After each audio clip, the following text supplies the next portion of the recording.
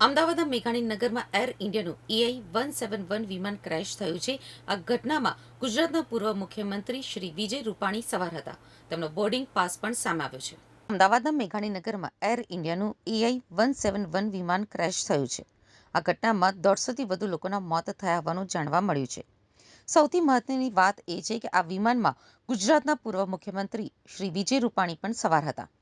તેમનો boarding pass પણ સામે આવ્યો છે. જ્યારે પ્લેનમાં કેટલાક મુસાફરો સવાર હતા તે યાદીમાં વિજય રૂપાણીનું 12મા નંબરે નામ છે. વિજય રૂપાણીનું આ ઘટનામાં નિધન થયું છે.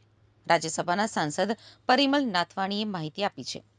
પૂર્વ મુખ્યમંત્રી વિજય રૂપાણીને પ્લેન ક્રેશ થયા બાદ સારવાર અર્થે સિવિલ હોસ્પિટલમાં ખસેડવામાં આવ્યા હતા.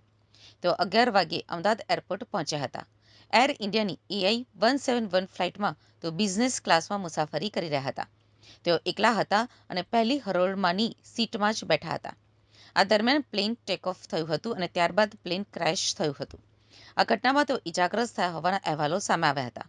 ત્યારબાદ તેમને સિવિલ હોસ્પિટલમાં સારવાર અર્થે ખસેડવામાં આવ્યા હોવાની પણ માહિતી સામે આવી હતી. હવે આ ઘટનામાં તેમનું નિધન થયું હોવાના પણ સમાચાર સામે આવ્યા છે. વિજય રૂપાણીની દીકરી રાધિકા અને જમાઈ નિમિત્ત બંને ચાર્ટર્ડ એકાઉન્ટન્ટ છે અને લંડનમાં પ્રેક્ટિસ કરે છે.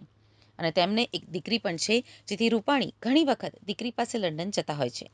ત્યારે આ ફ્લાઇટ પણ લંડન જઈ રહી હતી. ઉલ્લેખનીય છે કે મુખ્યમંત્રી શ્રી ભૂપેન્દ્ર પટેલ સહિતના મંત્રીઓ સિવિલ હોસ્પિટલમાં પહોંચી ગયા હતા.